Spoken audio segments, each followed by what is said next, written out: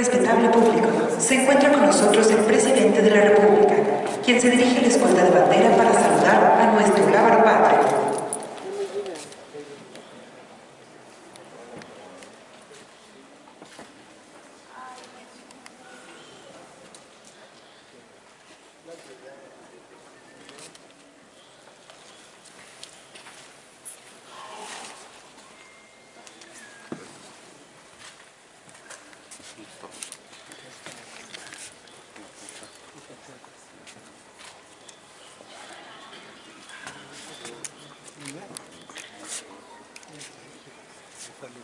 Damos inicio a esta ceremonia con los honores al presidente constitucional de los Estados Unidos mexicanos.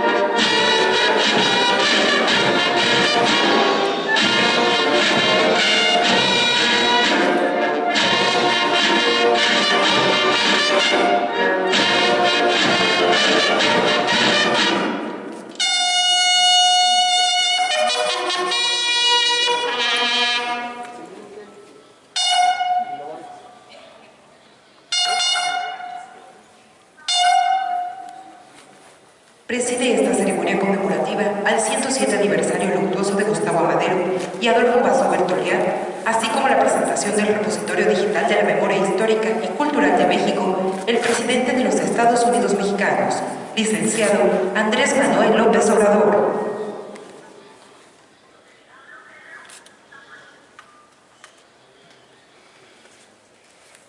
Integran la línea de honor la doctora Beatriz Gutiérrez Müller, esposa del presidente constitucional de los Estados Unidos mexicanos y presidenta honoraria del Consejo Asesor de la Memoria Histórica y Cultural de México.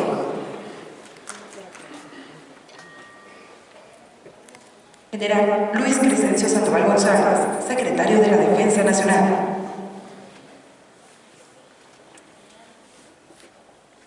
Almirante José Rafael Ojeda Durán, secretario de Marina.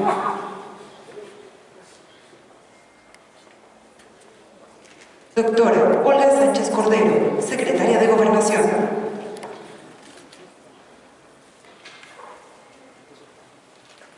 Maestra Alejandra Praustro Guerrero, secretaria de Cultura. Doctora Claudia Sheinbaum Pardo, jefa de Gobierno de la Ciudad de México.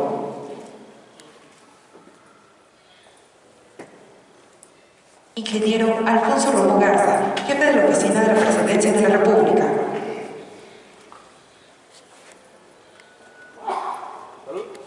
Maestro Esteban Moctezuma Barragán, secretario de Educación Pública. Doctora Gabriela Pulido Llano, directora general de la Coordinación de la Memoria Histórica y Cultural de México.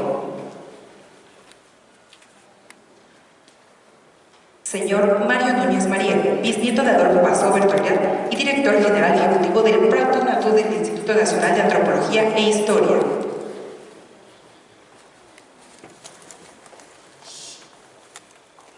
Maestro Eduardo Villegas Mejías, coordinador de la Memoria Histórica y Cultural de México.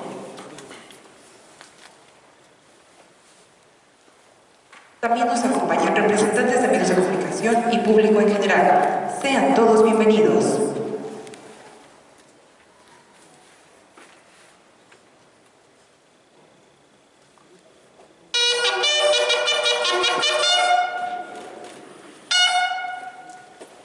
El presidente de México depositará una ofrenda floral montada, guardia de honor, acompañado de los distinguidos integrantes del presidio.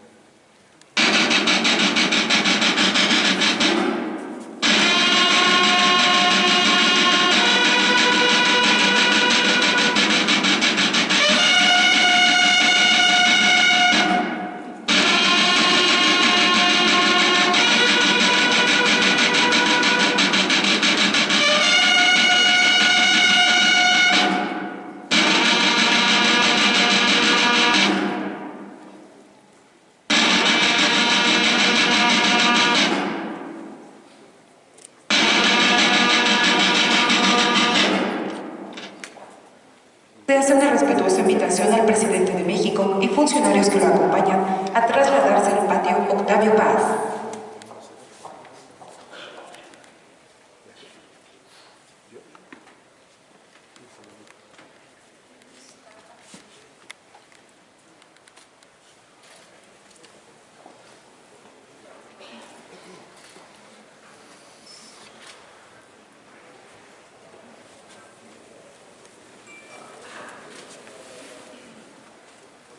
Por favor, tomen asiento.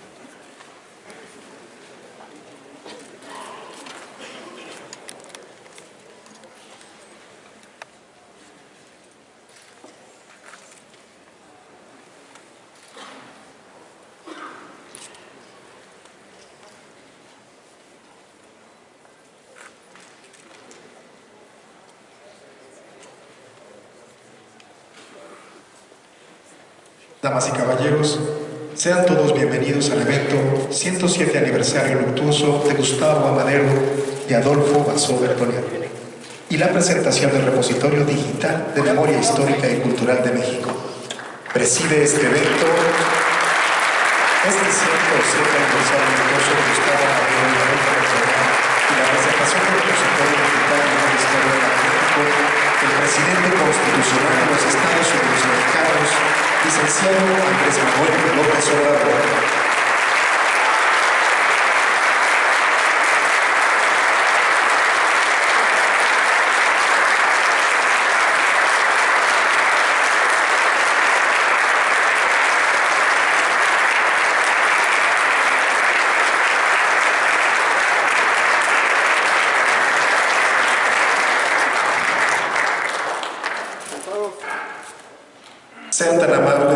ocupar sus lugares.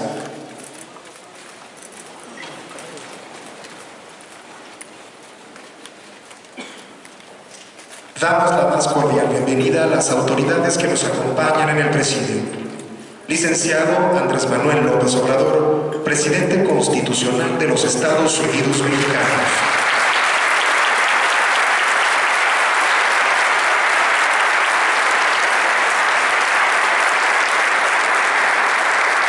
Doctora Beatriz Gutiérrez Müller, esposa del presidente de México y presidenta honoraria del Consejo Asesor de la Memoria Histórica y Cultural de México.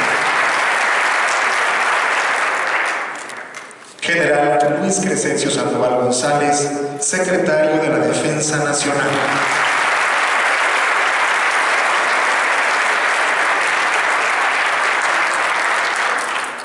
Almirante José Rafael Ojeda Durán, secretario de Marina.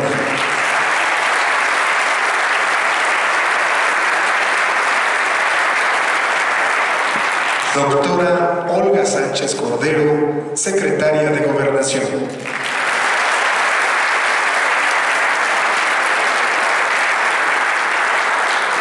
Doctora Claudia Sheinbaum Pardo, jefa de gobierno de la Ciudad de México.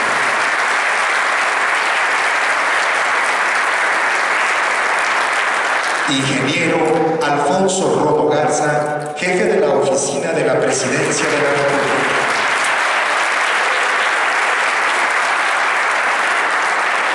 Maestro Esteban Moctezuma Barragán, secretario de Educación.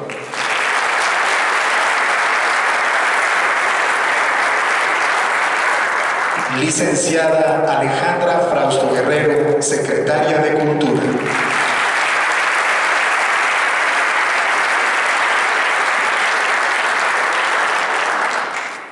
Doctora Gabriela Pulido Llano, directora general de la Memoria Histórica y Cultural de México.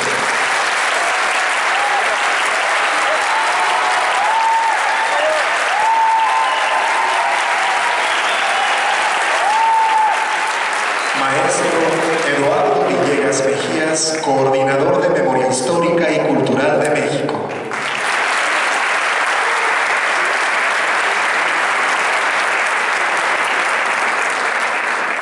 Mario Núñez Mariel, bisnieto de Adolfo Basó Bertoliat.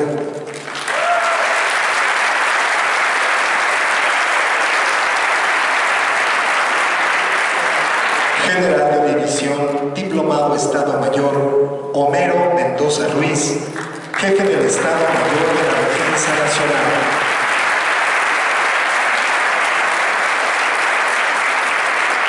Asimismo, damos la más cordial bienvenida a las autoridades federales, locales, sociedad civil, representantes de los medios de comunicación, así como al público que nos sigue a través de las redes sociales y por internet a todo el mundo. Todos ustedes sean bienvenidos.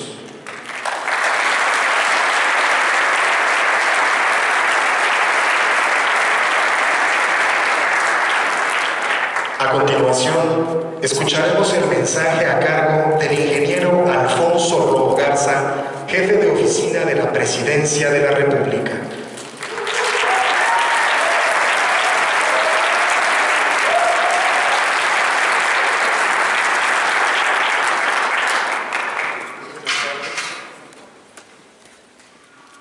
Comienzo estas palabras agradeciendo la presencia del señor presidente de la República,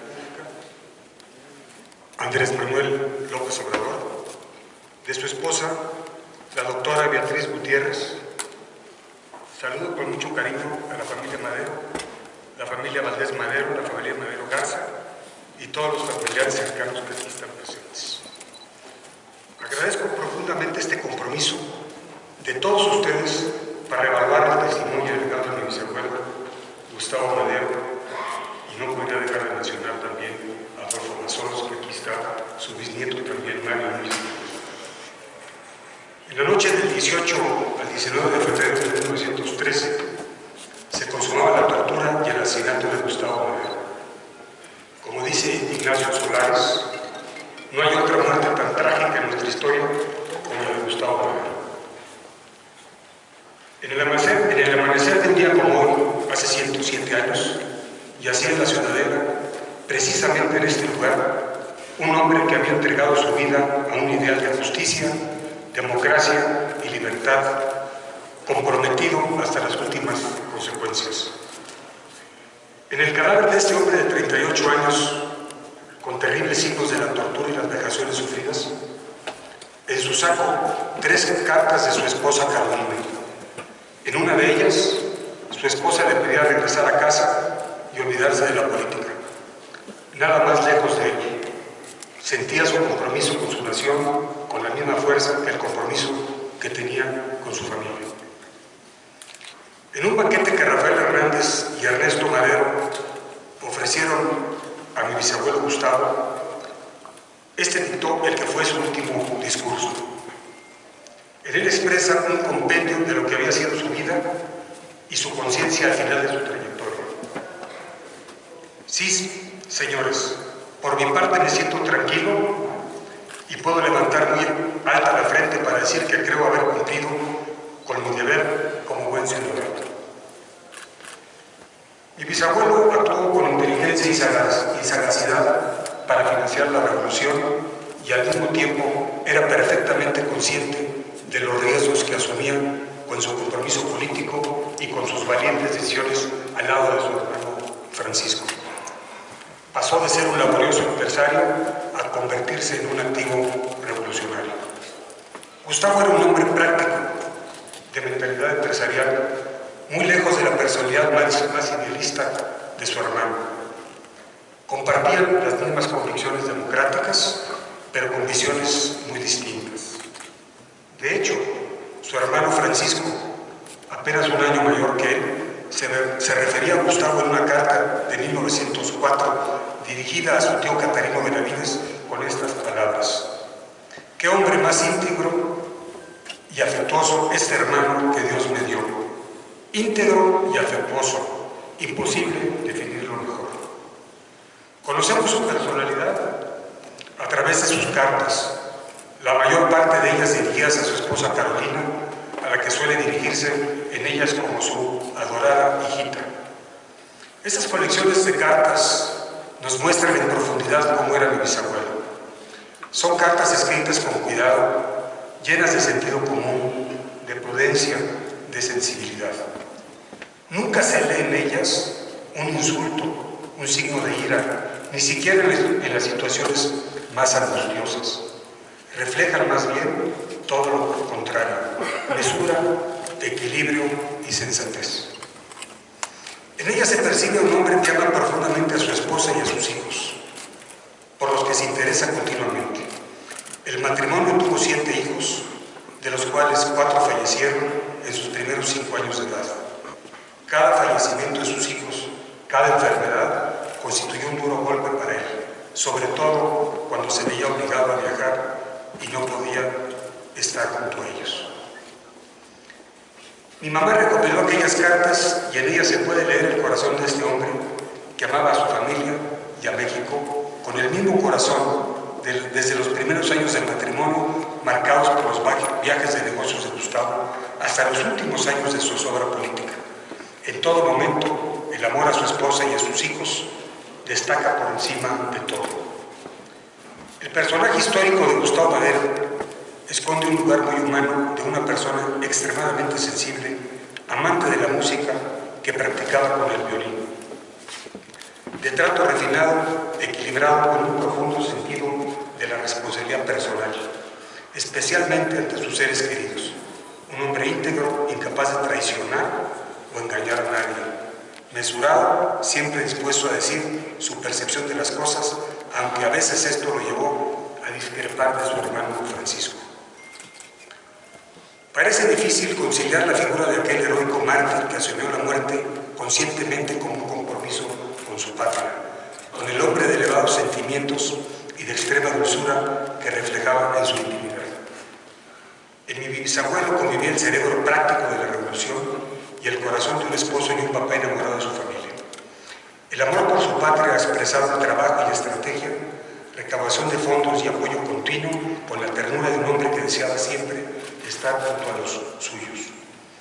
El 15 de diciembre de 1910, desde Nueva York, escribe que su regreso a México sería entregarse a una muerte segura.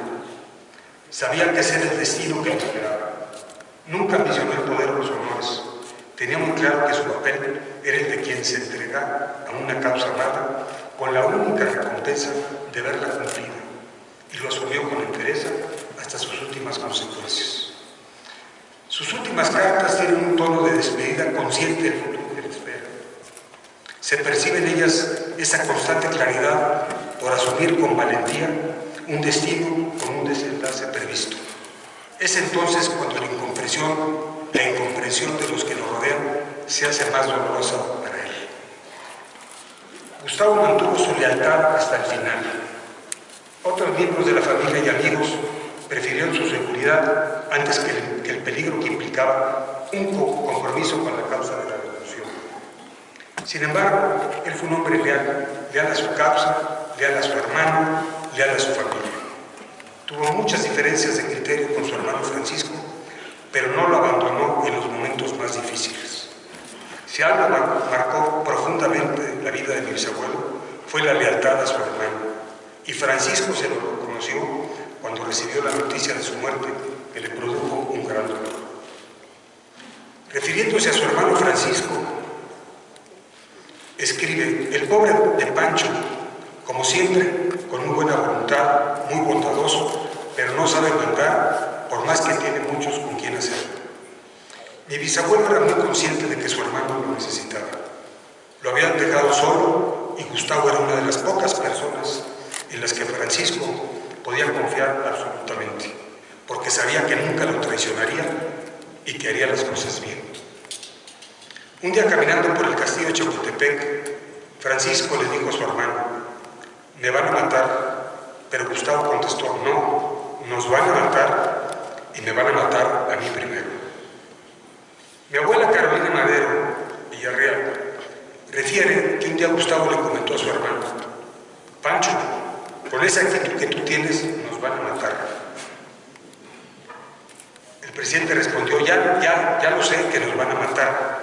Entonces Gustavo le lanzó esta pregunta: pues a ti no te importa, ¿verdad? Francisco le respondió tajante: pues no. Y Gustavo le abrió su alma: pero a mí sí, porque tengo a mis hijos y a mi mujer y no quiero que me maten. Fue entonces cuando el presidente le propuso: pues vete de México, vete de embajador a Japón para que no te maten. Sin embargo, ya conocemos la historia. Gustavo pospuso su viaje a Japón y siguió apoyando a su hermano en la Ciudad de México, sabiendo el destino que probablemente le esperaba. Participó en la marcha de lealtad el 9 de febrero, 10 días antes de que lo asesinaran. Francisco iba escoltado por los cadetes del heroico colegio militar, dirigidos por el teniente coronel Víctor Hernández Covarrubias, y mis bisabuelos detrás de ellos en un discreto segundo plano. Desde ese momento Gustavo se mantuvo al lado de su hermano, se convirtió en su escudo. Fue quien le presentó los nombres de los 22 conjurados y eligió estar siempre a su disposición desde el número 14 de la calle de Londres. Victoriano Huerta ascendió a los soldados. Gustavo lo descubrió y lo llevó ante su hermano encañonado con su pistola. Pero Francisco no le creyó y mandó liberar a Huerta. Esta liberación fue la sentencia de muerte de los dos hermanos y de Adolfo Pocos días después, Huerta se autoproclama presidente de México, pidiendo la renuncia a Francisco Madero. Mientras Huerta se proclamaba presidente, Gustavo era asesinado aquí en la Ciudad de México. Gustavo, conocedor desde el inicio de la represión de Victoriano Huerta, sin embargo obedeció a su hermano y buscó encontrarse con el general. Aceptó una invitación suya a comer. En esa comida, el general le pidió la pistola para verla y mi bisabuelo se le entregó. En ese momento, mi bisabuelo es apresado, traído a la Ciudadela y brutalmente asesinado. Adolfo Basó, marino de Campeche, que recuperó el Palacio Nacional el 9 de febrero de 1913, que obligó al general Gregorio Luis a rendirse, apresado junto con Gustavo Madero, fue testigo de su tortura.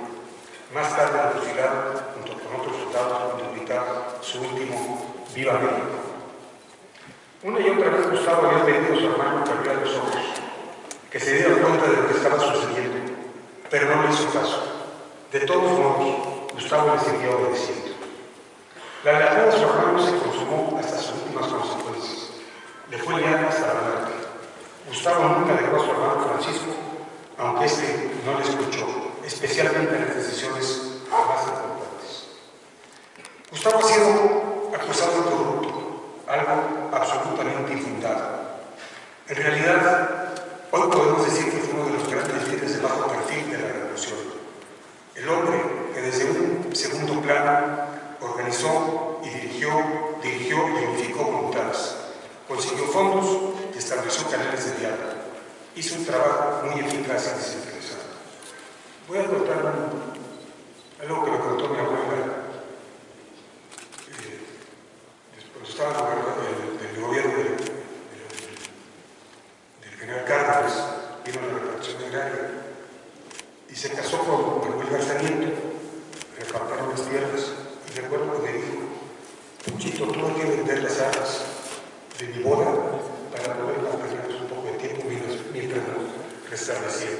Entonces eso de que era corrupto por ningún motivo. Antes de concluir, no quiero dejar pasar la ocasión para elogiar a mi bisabuela, Carolina Villarreal, que nos dejó un gran testimonio de fortaleza, llevando adelante la familia con el dolor de su esposo asesinado y el orgullo de saberse viuda de un hombre íntegro. A mi abuela Carolina y a mi mamá, que hicieron una labor minuciosa para guardar la memoria de mi bisabuelo. Y a Ignacio Solares, incansable investigador que ha documentado la vida de Gustavo, un esfuerzo infatigable de conocimiento y divulgación. Gracias a ellos conocemos hoy el testimonio de fidelidad que nos dejó mi bisabuelo, ejemplo para las futuras generaciones de mexicanos que podremos reconocer en él al hombre que fue fiel a su patria, a su familia y a sus convicciones hasta la muerte, con el honor de haber cumplido y sin la búsqueda de peligro de los reflectores. Quiero agradecer a Elena Paula por haber convocado y organizado a la familia para vivir este acto tan emotivo y lleno de significado. Agradezco la presencia de Mario Núñez María, bisnieto de Adolfo Basó, quien fue testigo presencial de la tortura de mi bisabuelo y fusilado momentos después. Si nuestros bisabuelos estuvieran unidos en el trance de la muerte, a nosotros nos corresponde ahora unirnos a su memoria. La vida y el legado de mi bisabuela quedan muy bien resumidos en un epitafio anónimo firmado con las iniciales MMA y fechado en febrero de 1916. Don Gustavo Amadero, uno de los hombres más inteligentes, más nobles y más generosos que haya alentado bajo el cielo patria, y el más castigado por la calumnia, por la pasión política y por el olvido de sus correligionarios, de sus colaboradores y de sus favorecidos. Su vindicación ante la historia es una deuda insoluta a esta generación de mexicanos. Para nosotros, sus descendientes, y aquí está su nieto mayor, aquí está mi tío Manuel Garzamadero, que manda agradecer sensiblemente a la familia, en nombre de todos, el estar aquí. Para nosotros, sus descendientes, es un gran orgullo y una gran responsabilidad llevar su sangre en nuestras venas. Gustavo nos deja el gran testimonio del amor verdadero a la patria y a la propia familia. Su herencia es un legado muy valioso para todos, que debe germinar en nuestra conciencia y en nuestros corazones. Nuestra obligación es alimentarlo y transmitir eso a estos niños aquí presentes, a sus tataranietos y a todo el país. La conducta intachable y entregada de un hombre que vivió y murió por sus ideales. Para mí, en lo personal, es un gran orgullo trabajar al lado de un presidente que ha retomado los valores que nutrieron la vida de Francisco y de mi bisabuelo Gustavo, y que se ha propuesto reformar al país en esta cuarta transformación, con las mismas convicciones sobre las que ellos edificaron sus vidas. Mi agradecimiento más sincero, señor presidente. También mi gratitud a la doctora Beatriz Gutiérrez, que siempre ha buscado resaltar la figura de mi bisabuelo y transmitir su legado. La doctora Beatriz Gutiérrez nos ha enseñado que resaltar la figura de Francisco Gustavo no se puede reducir a dar sus nombres a una avenida, sino a estudiar el ambiente en que se desarrolló su vida, su historia. Divulgar los testimonios de las personas que lucharon junto a él y a su hermano Francisco. Escribir, difundir, iluminar las situaciones presentes con la luz de su conducta intachable. Sus libros, Viejo Siglo Nuevo, Dos Revolucionarios a la Sombra de Madero, y la recopilación y edición de episodios de la Revolución Mexicana de Rogelio Fernández Bueno, han ayudado a entender desde nuevas perspectivas la trayectoria de los Madero y han dado voz a los actores de la revolución que lucharon por la democracia y la justicia, una tarea intelectual que hace llegar su ejemplo a los mexicanos de hoy y de mañana. Muchas gracias, doctora, y muchas gracias a todos los aquí presentes.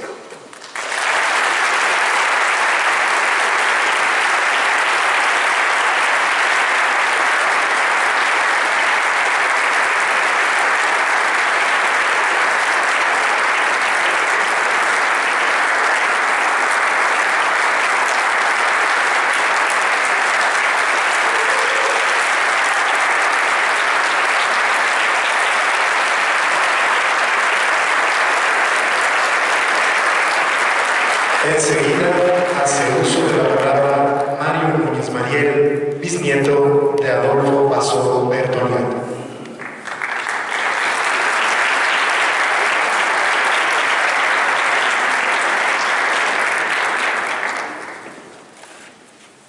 Muy buenas tardes a todos, señor presidente. Qué gusto verlo.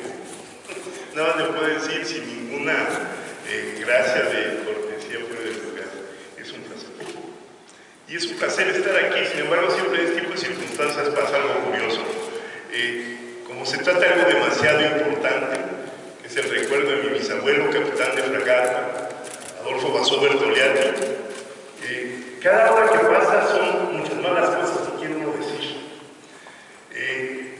Y después le dicen a uno, tiene 5 minutos en la mano. 5 minutos, solo 5 minutos para hablar de un héroe de esta dimensión.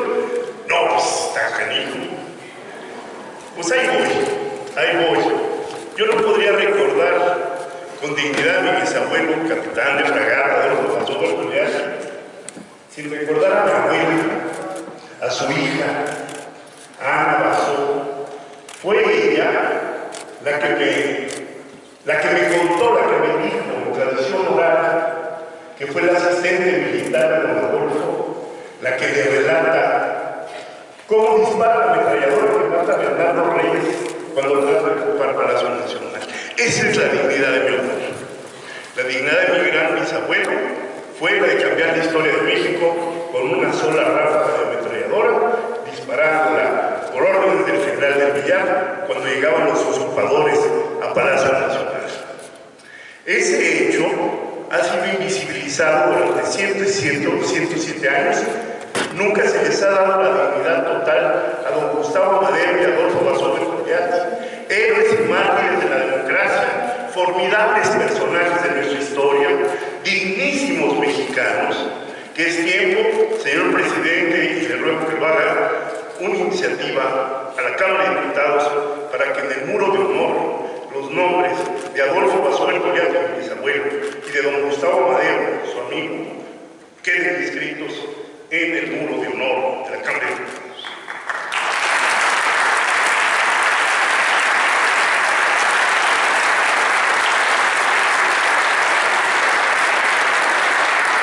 Una vez relatado y pedido y solicitado algo que me parece de total dignidad histórica de este pueblo mexicano, recuerdo que en 1959 estaba yo a punto de irme a la secundaria 3 Héroes de Chapultepec, cuando mi abuela Ana me dijo, ven al comedor, era un comedor horripilante, y me dijo, vamos a comernos una lata. Y digo, mi abuela era fanática, como buena campechana, una lata de calamares en su tinta. Yo dije, abuela, son las 10 de la mañana. Y dice, no importa, tú vente. Y después de tomar y comer los calamares, que era una de sus pasiones, que lo sacaba de su ropero, de la magia y de los secretos familiares, Me dijo viéndome a los ojos: ¿tú sabes cómo fue que asesinaron a mi padre? ¿Tú sabes cómo fue que fusilaron a mi padre? Yo le dije: lo he escuchado 2 o 3 veces, pero verdaderamente no lo sé. Me dijo: bueno, pues te lo voy a contar. En ese instante, sin una lágrima, me empezó a decir: él es el que dispara la ametralladora, él es el que sostiene la defensa del Palacio Nacional junto con el general de Villa, él es el que ayuda a escapar después de que lo detienen porque ya se le habían acabado las balas y lo detienen en el Palacio Nacional los usurpadores, él es el que, estando ahí ya preso, prisionero, ayuda a escapar a prisioneros con una cuerda, siendo el marino que sabía de cuerdas y nudos, que sabía de todo lo que la vida como capitán de fragata le había dado. Es decir, una gran sencillez y al mismo tiempo una gran fineza. Era un hombre de gran elegancia, como demuestra la fotografía que está aquí afuera. Ese hombre además era especialista en derecho marítimo, en derecho internacional marítimo. El caso es que, por haber matado a Bernardo Reyes, y a instancias y presión de Rodolfo Reyes, como aquí podría testificar mi superamigo Paco Ignacio Taibo, que aquí se encuentra, es lo que le va a costar la vida. Es lo que va a impulsar a su hijo Rodolfo Reyes a presionar para que sea fusilado. Victoriano Huerta lo va a entregar, a pesar de que él después va a reconocer que era un hombre inocente, y lo va a entregar y lo envían a la Ciudadela, y ahí se encuentra con su amigo, porque eran amigos personales, con don Gustavo Madero. Se ven a los ojos, no se dicen demasiado, asesinan a don Gustavo, como bien acaba de relatar su bisnieto, y después se acercan a mi bisabuelo, y mi bisabuelo, con lo que decía mi abuela, tenía la voz de mando del capitán de fragata, y le dijo: un momento, cabrones, a mí no me van a asesinar, a mí me fusilan. Y además van a esperar a que vean la osa polar, que es la que ha guiado toda mi vida de marino. Y entonces la soldadesca se detiene y esperan a que busquen la estrella. Y no solamente busquen la estrella, sino les dice con toda entereza: tienen que decir que aquí murió un valiente, y yo digo cuándo dispara. Yo abro el fuego. Y él abre el fuego. Todavía viene la descarga de fusilamiento. Cae el abuelo, que era un hombre muy alto, que para el gabinete del chaparro de Francisco I. Madero, el queridísimo Francisco I. Madero, el dignísimo de Francisco I. Madero, cae, y en lugar de darle a Aureliano Blanquete el tiro de gracia, le da un bayonetazo en el corazón. Lo mató de un bayonetazo. En fin, el caso es que el abuelo queda para siempre, de ahí lo entierran en el Panteón de Dolores, en una fosa común. Y mi abuela, a los 2 días con su tía Chachá, se van a la fosa común a buscar el cadáver, y lo descubren con las iniciales bordadas en su camisa, la AB. Descubren a don Adolfo, lo sacan de la fosa común y lo llevan a enterrar dignamente al Panteón Francés. Esa historia que quedó troquelada en mi memoria, que quedó troquelada en el corazón, son historias que quedan en el corazón y que quedan para siempre, y que son la dignidad propia de uno mismo, son la razón ontológica de uno mismo. Es lo que nos hace ser lo que somos. Nuestro pasado familiar, cuando hay la dignidad de héroes de la patria que se jugaron la vida al servicio de la nación y la república. Esa fuerza, señor presidente, y con el cariño que le tengo, a pesar de que es la primera vez que nos vemos, esa fuerza creo que es la de la 4T, a la que yo denominaría la cuarta revolución social. Soy viejo marxista, eso soy y eso sigo siendo. Es una cuarta revolución social. No podemos permitir que la derecha y la reacción nos vuelva a quitar otra vez, como hicieron con don Francisco, con José María Pino Suárez, con Gustavo Madero y con Adolfo Basoberto, que vengan a arrancarnos la necesidad de transformar un país que entregaron los oligarcas hecho pedazos. Hecho pedazos. No poco, no mucho, hecho pedazos. Es lo que hay que salvar. Y es a donde estamos todos con usted. Estamos todos con usted desde la izquierda, que es de donde venimos. Ahí nacimos políticamente. Yo no voy a esconder, por primera vez es el primer gobierno con el que quiero colaborar, donde no tengo que esconder quién soy, donde puedo decir abiertamente que soy marxista desde siempre.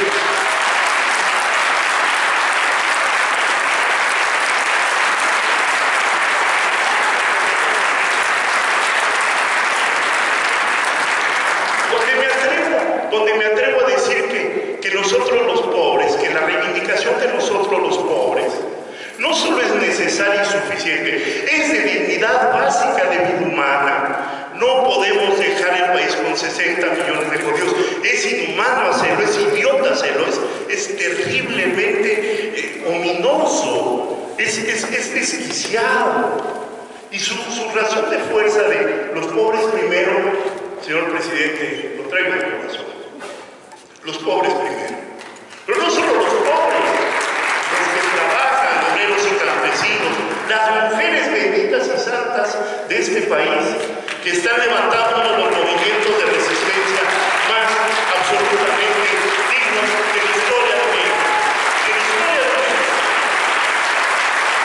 El que no defiende con el alma a las mujeres de México no tiene dignidad de seguir en la vida con la cara en alto.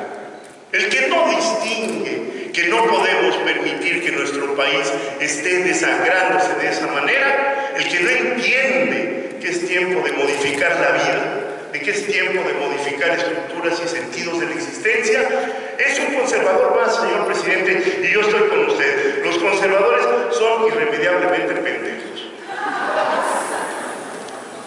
Le digo, ya para terminar, y no quiero excederme, aunque creo que ya me excedí. Sí estamos con la revolución social porque es una necesidad histórica, no es una necesidad menor, es la verdadera necesidad de todas y todos los mexicanos. Hay que transformar este país para bien, hay que transformarlo para vivirlo en dignidad, hay que transformarlo para vivirlo como el centro del continente. Soy diplomático, fui muchos años, nuestro México es el centro del continente. Y como centro del continente, vamos a armar el Parlamento de las Américas para decirles a todos, ya es tiempo de vivir en paz. Construyamos la paz continental. ¿Por qué? Porque es una guerra civil hemisférica, porque es una guerra de todos. Porque aquí ya se está jugando la vida del planeta, ya se está jugando la vida de las sociedades, ya se está jugando la vida misma de todos los que nos levantamos en la mañana recordando quiénes somos y cómo nos llamamos. Con eso, les ruego que me disculpen los exabruptos. Viva este país, señor presidente. Estamos con usted, no de hocico para afuera. Estamos con usted con el alma. Muchas gracias.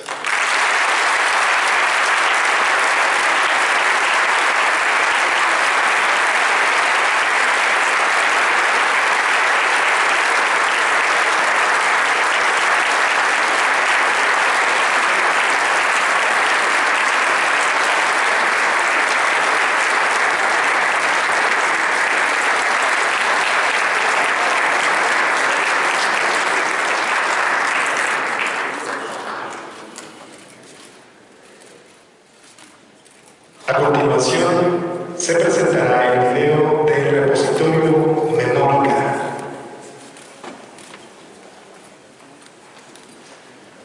México se construye todos los días.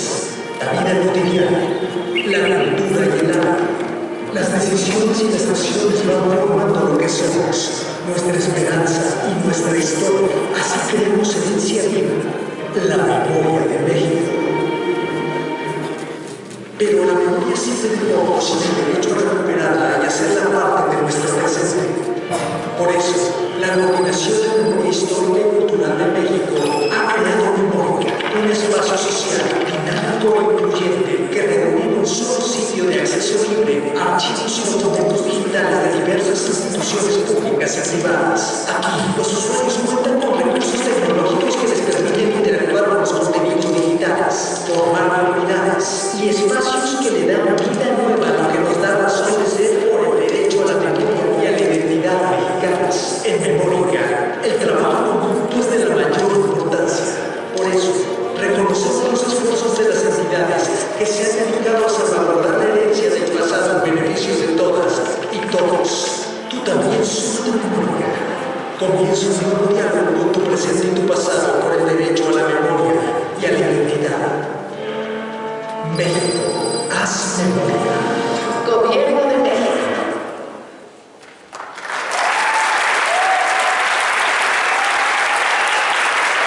Solicitamos a la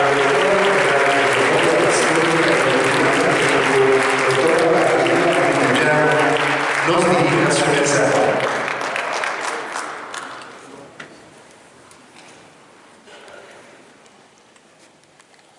Señor Presidente, doctora Beatriz Gutiérrez Müller, secretarios, coordinadores, directores, distinguidas personalidades que nos honran con su presencia, familias Madero y Basó, las saludamos con todo nuestro respeto, señoras y señores. El historiador ruso Svetan Todorov escribió: una sociedad necesita conocer la historia, no solamente tener memoria. Y nosotros añadimos, porque la memoria no es la historia, pero sí es el principio de la historia. Memoria, historia. Hace casi 107 años, un mexicano recordó así lo que pasó un 19 de febrero, tras hacer un crudo análisis de la situación nacional del momento en que hablaba. Cito: ¿a qué se debe tan triste situación? Primero y antes de todo, a que el pueblo mexicano no pueda resignarse a tener por presidente de la República a don Victoriano Huerta, al soldado que se amparó del poder por medio de la traición y cuyo primer acto al subir a la presidencia fue asesinar al presidente y al vicepresidente legalmente ungidos por el voto popular. El discurso del que estos párrafos forman parte le costaron la vida a su autor, el senador Belisario Domínguez, asesinado 2 semanas después. El general Huerta pudo matar al senador chiapaneco porque lo tenía a la mano, pero no fue el único que se expresó de esta manera en febrero del mismo año de 1913. El gobernador de Coahuila, don Venustiano Carranza, había reprochado al presidente de los Estados Unidos que reconociera un gobierno espurio que trataba de implantarse sobre la traición y el crimen.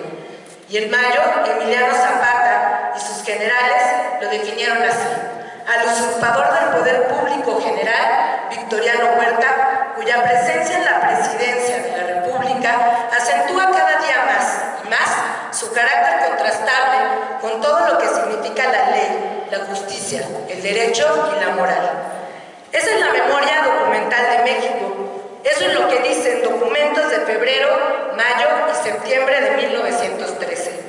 Y el primer acto del cuartelazo victorioso, el que nos recuerda la fecha, el lugar, el acto que hoy nos convoca, fueron los asesinatos del diputado Gustavo Adolfo Madero González y el capitán de fragata Adolfo Basó Bertoliat, a quienes hoy el gobierno de la República rinde un merecido homenaje. ¿Cómo recordaríamos eso sin la preservación de sus documentos? ¿Cómo podríamos aprender la historia y evitar la búsqueda de soluciones fáciles como la que ofreció Victoriano Huerta y que los medios de comunicación habían presentado machaconamente en los meses previos por razones y de formas que, sustentadas en la documentación histórica, como nos comentaba en la mañana Rafael Barajas el Fisgón en los eventos de reflexión histórica que rodean a este homenaje? La historia sirve para orientar nuestra actuación en el presente. Decía el gran historiador Álvaro Matute: la historia nos provee de la conciencia de valores. Si eso no funciona, entonces la historia no sirve para nada. Y una de las funciones que se ha propuesto este gobierno es poner los documentos, las fuentes de la historia al alcance de todos los mexicanos. Por eso, hoy me llena de orgullo hablar en nombre de un colectivo de personas que están por aquí todos con sus gafetes de staff, disfrazados de staff, cuyo trabajo verá reflejado en esta primera etapa del repositorio digital Memórica México Haz Memoria, en su lanzamiento al público. Hablo en nombre de este equipo primero para agradecer la confianza depositada en nosotros y segundo mencionar que para nosotros era un deber presentar Memórica, que se encuentra en una primera fase, no solo para rendir cuentas del trabajo que se nos encomendó, sino también para abrir la puerta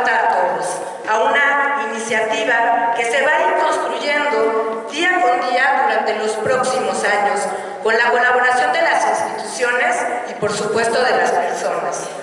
También hoy nos convoca la memoria familiar que ha constituido núcleos, comunidades, una identidad, un arraigo. Las familias Madero y los bisnietos del capitán de fragata Basó no me dejarán mentir.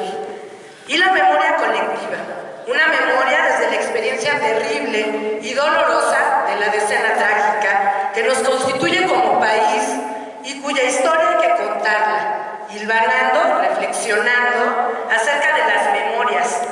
Es una obligación de quienes creemos que la historia es la maestra de la vida. Memórica es una herramienta y no un fin. Es un repositorio digital de acceso abierto desarrollado en un tiempo récord de 6 meses y que implementó todos los protocolos internacionales relacionados con las tecnologías de la información. La naturaleza de esta herramienta es solamente colaborativa, interinstitucional y es principalmente una herramienta contra el olvido. El pueblo de México nos dirá si lo hemos logrado. Gracias a Alejandra Frausto, a Marx Arriaga, a José Mariano Leiva, por su enorme generosidad como anfitriones, a Paco Ignacio Taibo II, a Adriana Castillo y a las coordinaciones de la Oficina de Presidencia, todas, gracias infinitas a ellas y a todos sus equipos solidarios e increíbles por el apoyo que nos brindaron para la organización y realización de este importante evento. A Gabriela Cantú, una mención muy especial. Gracias también a todas las instituciones, todas, aquí están presentes todos sus titulares, que nos han apoyado durante este tiempo, que nos abrieron las puertas de los acervos, archivos y colecciones que dirigen para que en persona conversáramos de esta iniciativa tan importante desde hace meses. La lista es larga y la gratitud no cabe aquí. Muchos dieron la bienvenida a nuestra intervención, incluso en sus propios procesos y proyectos de preservación y digitalización. A la estrategia digital del gobierno, a cargo de Emiliano Calderón y su gran equipo, sin quienes simplemente no existiría Memórica. Gracias también a los especialistas de diversas instituciones, con quienes compartimos el valor del acceso abierto y quienes nos han enseñado los caminos que en sus diversas instituciones han tomado tanto las humanidades digitales como los paradigmas relacionados con los repositorios de acceso abierto. Buscamos también aportar un grano de arena en la Política Nacional de Repositorios, iniciativa encabezada por el CONACYT a cargo de la doctora María Elena Álvarez Villar. Para terminar ya, los invitamos a navegar www.memoricamexico.gov.mx para todos ustedes a partir de hoy y nosotros quedamos a sus órdenes. Muchas gracias.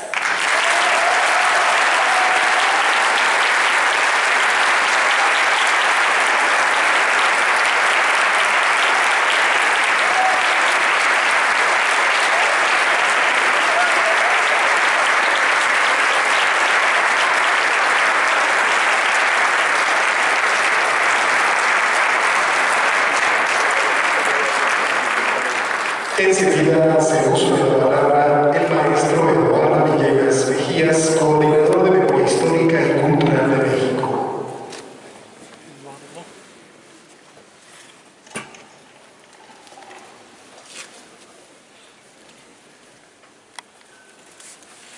Este edificio ha sido testigo de actos terribles que ya nos han relatado aquí.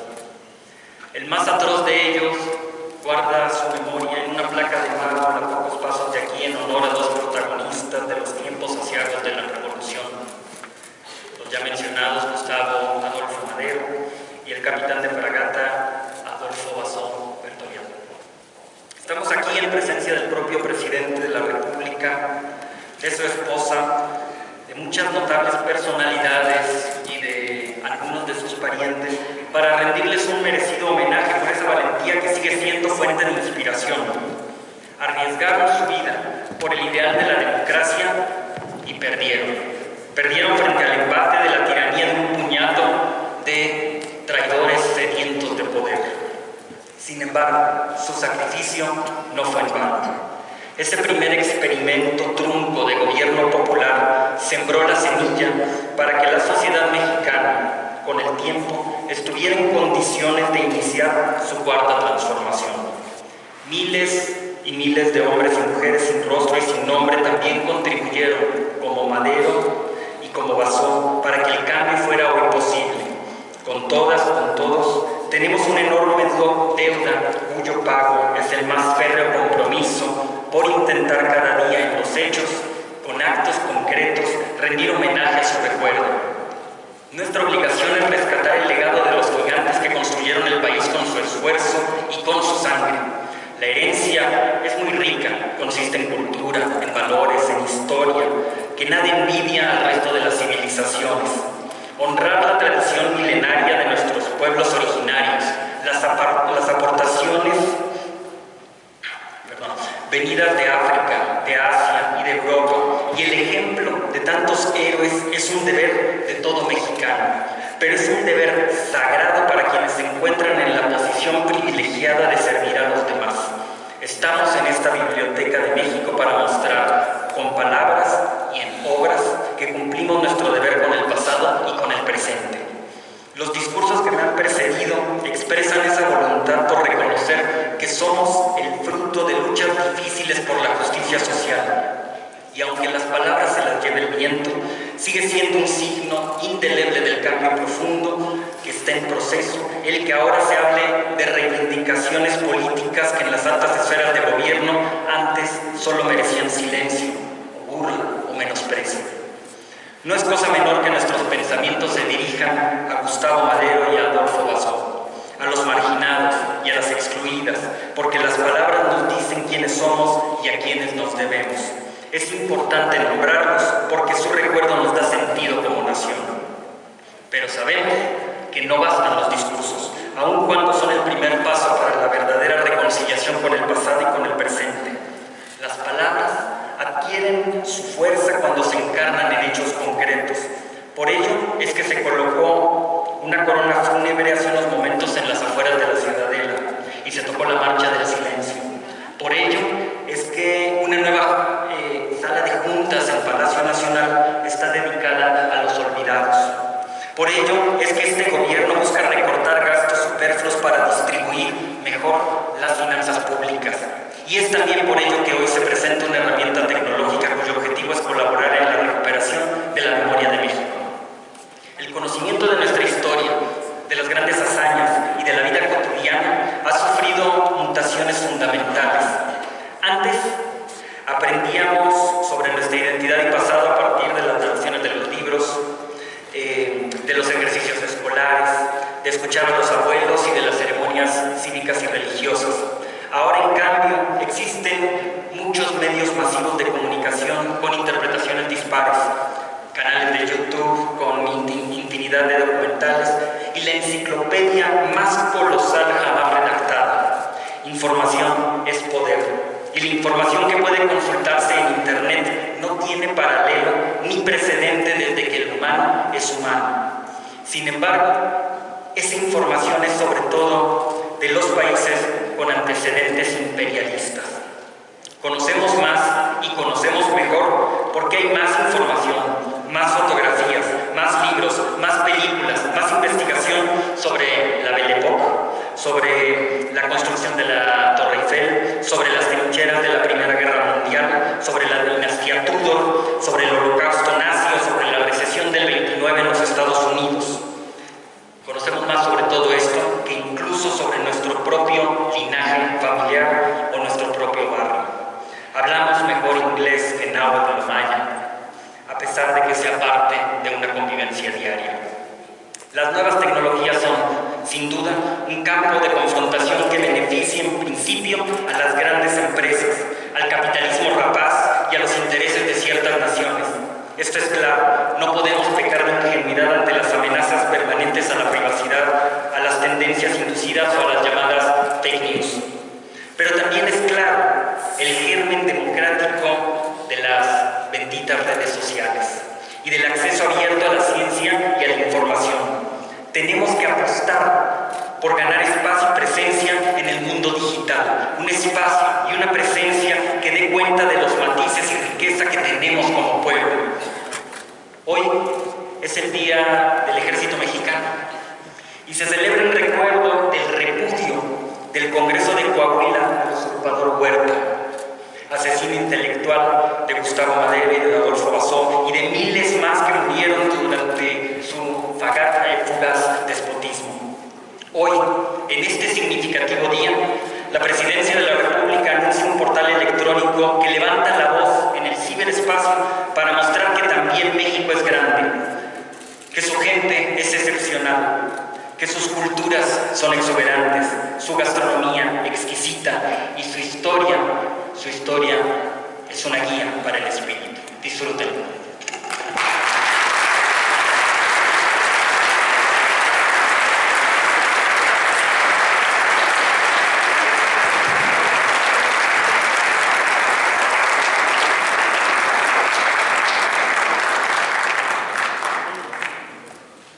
Damas y caballeros, escuchemos el mensaje que nos dirige el presidente constitucional de los Estados Unidos mexicanos, licenciado Andrés Manuel López Obrador.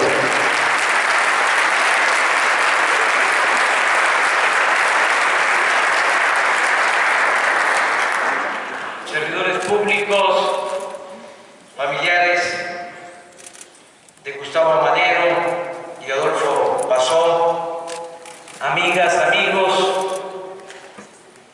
este homenaje a Gustavo Madero es al mismo tiempo un acto de desagravio a su persona y a la de Adolfo Basó, quienes fueron víctimas del más cruel de los asesinatos políticos durante uno de los periodos más vergonzosos de la historia de México.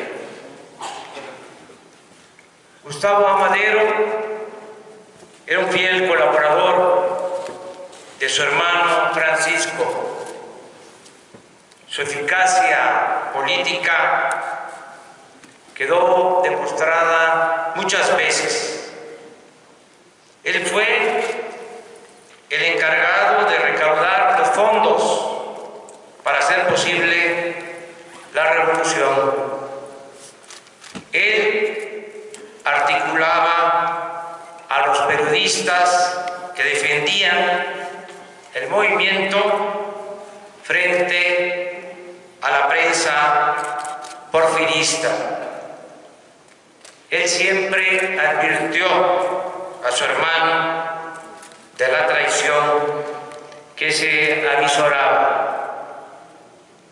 Sobre lo antes dicho, recuerdo con brevedad 3 pasajes, 3 episodios. El primero se relaciona con la forma como Gustavo Madero se ocupó de recaudar los fondos para financiar la revolución maderista. Es realmente excepcional saber a ciencia cierta cuánto se invirtió para derrotar al régimen porfirista. El dinero utilizado fue relativamente poco. Desde los primeros días del triunfo, la revolución fue auditada en forma rigurosa, como ninguna otra revolución en el mundo. Costó 642,195 pesos, de los cuales 358,000 se destinaron a la compra de armas, municiones y equipos. El monto total fue reconocido por el gobierno interino, que respetando el acuerdo 1911 en Ciudad Juárez se le entregó a Gustavo Amadero, quien procedió a devolverlo a los aportantes. Otro hecho histórico a destacar es que cuando Francisco I. Madero llega a la presidencia, luego del negro interinato del conservador Francisco León de la Barca, en ese entonces el porfiriato estaba prácticamente intacto y beligerante. La reacción a cualquier medida a favor de la democracia o de la justicia, en particular todo aquello que se viera como una afectación a los intereses creados, contaba con el apoyo de la prensa, que había recobrado su libertad. Miren la paradoja, gracias a quien era blanco de los más feroces ataques. Mordían la mano a quien les quitó el bozal. Dura pero clara expresión de Gustavo Amadero, que nunca le perdonaría. Y por último, en este recuento, subrayo que era tan importante, tenía tanta fortaleza Gustavo Amadero, que hasta el mismo traidor y siniestro de Victoriano Huerta le temía. Alfonso Taracena cuenta que 4 meses antes del golpe de Estado, en octubre de 1912, un grupo de conspiradores partidarios de Bernardo Reyes visitó a Huerta en su casa de Popotla para invitarlo a participar en la rebelión. Y Huerta les respondió: miren, yo quiero a mi general Reyes y lo respeto. Yo jalo si otros jalan, porque la verdad no quiero meterme entre las patas de los caballos. Suelta una carcajada y añade: las pezuñas del chaparro me parecen blandas, pero ojo parado, el apodo que los porfiristas le pusieron a Gustavo Amadero.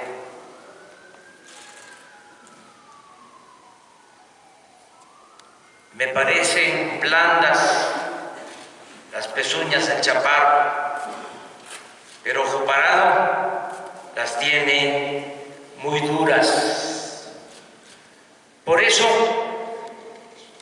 el chacal de Huerta, energúmeno, lo primero que hizo fue aprender personalmente, mediante el engaño, a Gustavo Amadero, para luego entregarlo junto con Bazón a la jauría militar.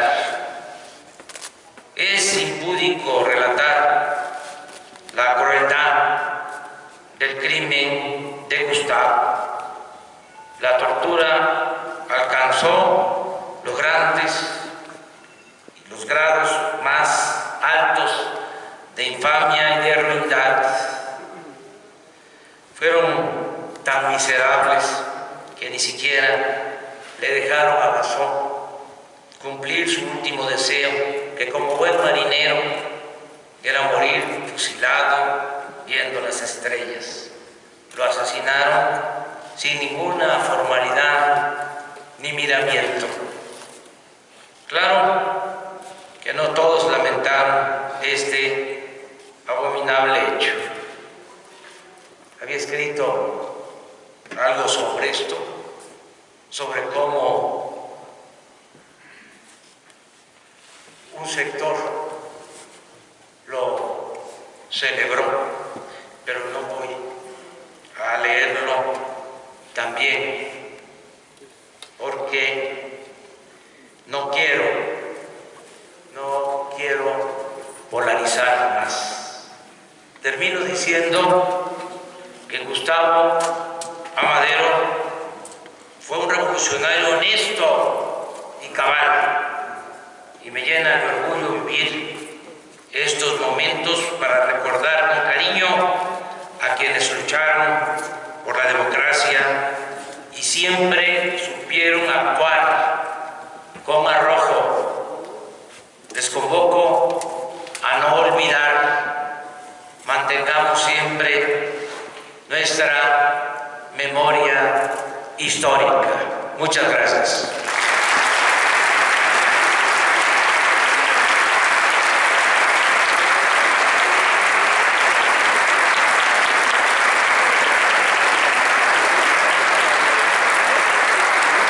Solicitamos a los presentes ponerse de pie para entonar nuestro himno nacional mexicano.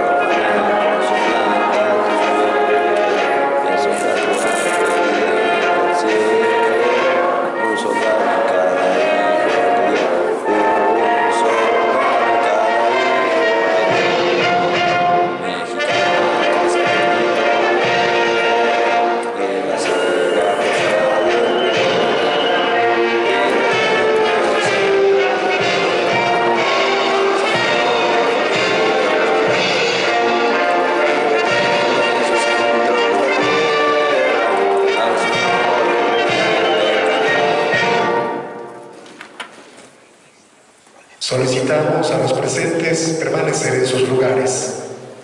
El presidente de México se dirige a la escolta de bandera para despedirse de nuestro lábaro patrio.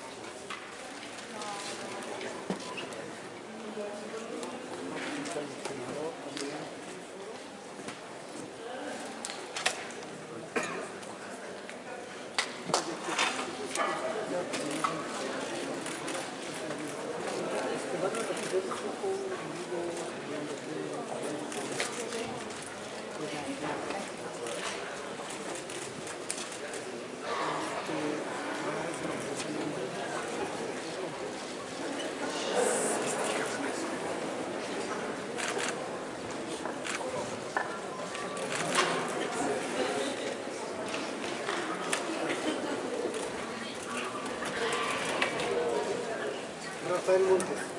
Rafa Montes. Sí.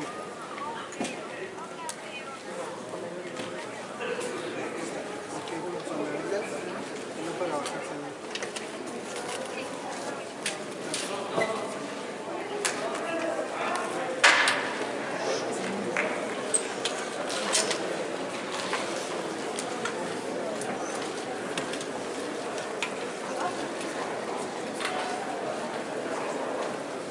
Solicitamos a los presentes permanecer en sus lugares, por favor.